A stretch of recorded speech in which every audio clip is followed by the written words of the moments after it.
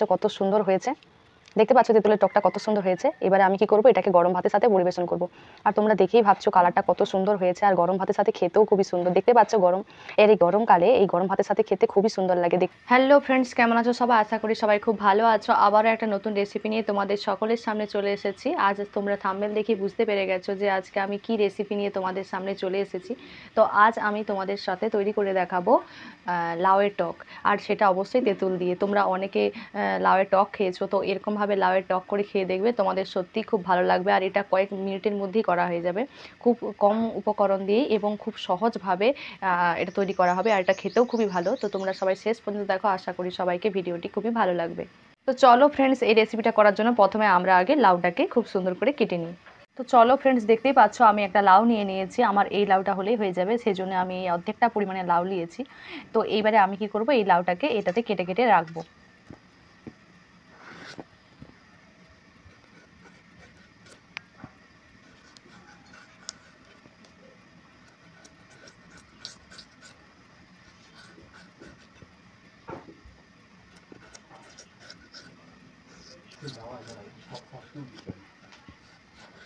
তো ফ্রেন্ডস, দেখতেই পাচ্ছ আমি এতটা পরিমাণে করব, আর এর জন্য আমি এরকমভাবে এটাকে কুচিয়ে নিয়েছি লাউগুলোকে। আর তোমাদেরকে বলে রাখি, তোমরা আগের এক ভিডিওতে আমি লাউয়ের ফুলুরি করা দেখিয়েছিলাম। তোমরা যদি না দেখে থাকো ভিডিওটিতে, তাহলে আমি ডেসক্রিপশানে লিঙ্ক দিয়ে দেবো, তোমরা সকলে দেখে নেবে।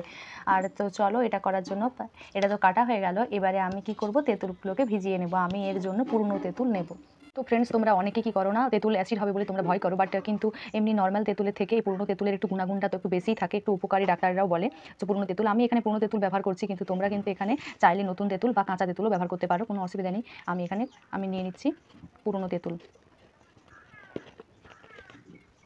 আমি বেশি নেব না, আমি এতটা পরিমাণে নেব, আর সেজন্য আমি তেঁতুলটা নিয়ে নিয়েছি। এরপর আমি এটাকে জল দিয়ে ভালো করে ধুয়ে নেব, আর ধুয়ে নিয়ে আমি এটাকে ভিজিয়ে রেখে দেবো। তো চলো ভালো করে আমরা ধুয়ে নিই, আর ধুয়ে নেওয়ার পরে এটাকে ভিজিয়ে রেখে দিই। তো চলো বন্ধুরা, আমরা তো এখানে কড়াইতে চলে এসেছি। আর পরে আমি এতে ওই লাউগুলোকে যে কেটে রেখেছিলাম, ওই লাউগুলোকে আমি এতে দিয়ে দেবো।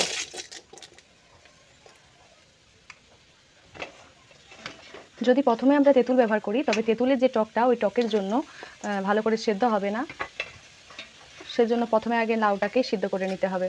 আর এর জন্য আমি লাউ নিয়ে নিয়েছি, আর এরপরে আমি এতে লবণ দিয়ে দিচ্ছি, পরিমাণ মতো লবণ দিয়ে দিচ্ছি। তো বন্ধুরা, তোমরা দেখতে পেলে আমি লবণ আর হলুদ গুঁড়ো দিয়ে দিয়েছি। এরপরে এটাকে আমি নেড়ে নেব।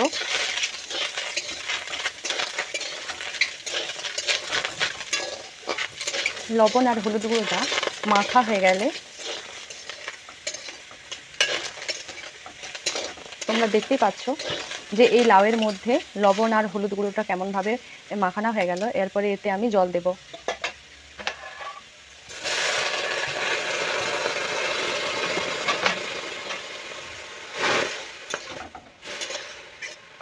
একটুক্ষণ পর্যন্ত এটা সেদ্ধ হতে আমাদেরকে সময় দিতে হবে। তো চলো, এরকম এই সময়টা আমরা কি করব, ওই যে তেঁতুলটাকে ভিজিয়ে রেখেছিলাম, ওই তেঁতুল থেকে আমি এর বীজগুলোকে বের করে নেব। দেখতে পাচ্ছ এই তেঁতুলগুলো থেকে আমরা কি করব, তেঁতুলের জলটা বের করে নেব। কিন্তু তেঁতুলের এই অংশগুলো না, এই অংশগুলোকে আমরা ফেলিয়ে দেব, ওটার কোনো প্রয়োজন লাগবে না, নাহলে খাওয়ার সময় অসুবিধা হতে পারে। সেজন্য আমরা কি করব, এটাকে ছেঁকে ছেঁকে ফেলিয়ে দেবো, আর জলটাকে রেখে দেবো। তো চলো, তোমরা দেখতেই পাচ্ছ যে লাউটা কেমনভাবে সিদ্ধ হয়ে গেছে। তাই লাউটাকে আমি এবারে নামিয়ে নেব। লাউটি খুবই নরম ছিল, তাই খুব সহজেই খুব তাড়াতাড়ি সিদ্ধ হয়ে গেল। তো চলো, আমরা এবারে লাউটাকে নামিয়ে নিই। আমাদের তো লাউটাকে নামানো কমপ্লিট হয়ে গেছে। তো এবারে আমি কি করব, ওই একই কড়াইতে আমি তেল দিয়ে দেব, সরিষার তেল।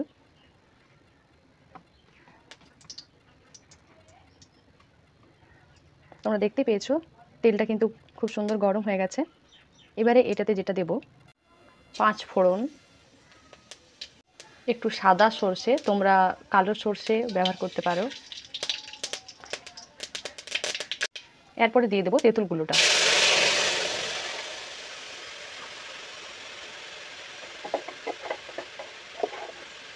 দিয়ে দেবো সামান্য হলুদের গুঁড়ো। যেহেতু আমি লাউটাতে আগেই হলুদের গুঁড়ো দিয়েছিলাম, তাই অল্প পরিমাণে হলুদের গুঁড়ো দিলাম। এবারে দিলাম লঙ্কার গুঁড়ো। ও লঙ্কার গুঁড়োটা যারা যেরকম পরিমাণে খাও তোমরা সেরকম পরিমাণে দেবে।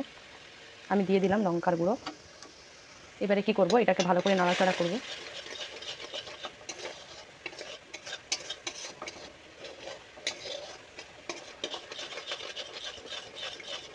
সেদ্ধর সময় আমি লবণ দিয়েছিলাম, তাই এখন আমি অল্প পরিমাণে আরেকটু লবণ নিয়ে নেব। দেখতেই পেলে বন্ধুরা, এখানে মশলা হিসেবে কিছুই ব্যবহার করা হয়নি, শুধু এতে যেটা সেটা হচ্ছে ওই তেঁতুল, পাঁচফোড়ন, সর্ষে। দেখতে পেয়েছো কত সুন্দর একটা কালার চলে এসেছে। দেখতে পাচ্ছ, এটা খেতেও কিন্তু খুব সুন্দর হয়। তোমরা এরকমভাবে একবার লাউয়ে টক করে খেয়ে দেখবে, খুব সুন্দর লাগবে। তো চলো, এরপরে আমি এতে যেটা দিয়ে দেবো সেগুলো হচ্ছে এই লাউগুলোকে আমি সিদ্ধ করে রেখেছিলাম। এবারে ওই লাউগুলোকে আমি এতে তুলে দেবো। এবার ভালো করে নেড়ে নেব।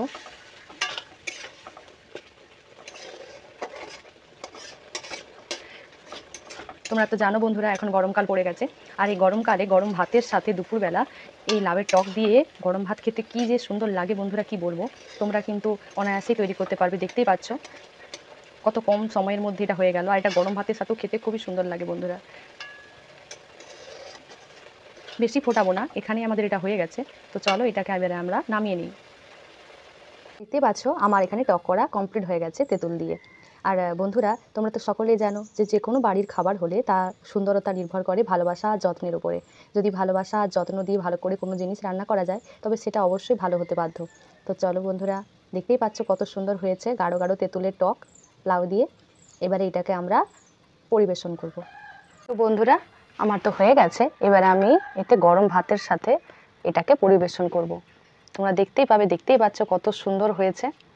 দেখতে পাচ্ছ তেঁতুলের টকটা কত সুন্দর হয়েছে। এবারে আমি কি করব, এটাকে গরম ভাতের সাথে পরিবেশন করব। আর তোমরা দেখেই ভাবছো কালারটা কত সুন্দর হয়েছে, আর গরম ভাতের সাথে খেতেও খুবই সুন্দর। দেখতে পাচ্ছ এই গরমকালে এই গরম ভাতের সাথে খেতে খুবই সুন্দর লাগে। যারা আমার চ্যানেলে নতুন ভিজিট করছেন তাদেরকে বলি, আমি প্রতিনিয়ত কোনো না কোনো ভিডিও আপলোড করি। আপনারা এই ইউটিউব চ্যানেলটিকে সাবস্ক্রাইব করে রাখবেন, পাশে থাকবেন, সাথে থাকবেন। তো আজকের এই রেসিপিটা কেমন লাগলো অবশ্যই কমেন্ট করে জানাবেন। দেখা হচ্ছে নেক্সট ভিডিওতে। ততক্ষণের জন্য সবাই সুস্থ থাকুন, ভালো থাকুন, টাটা।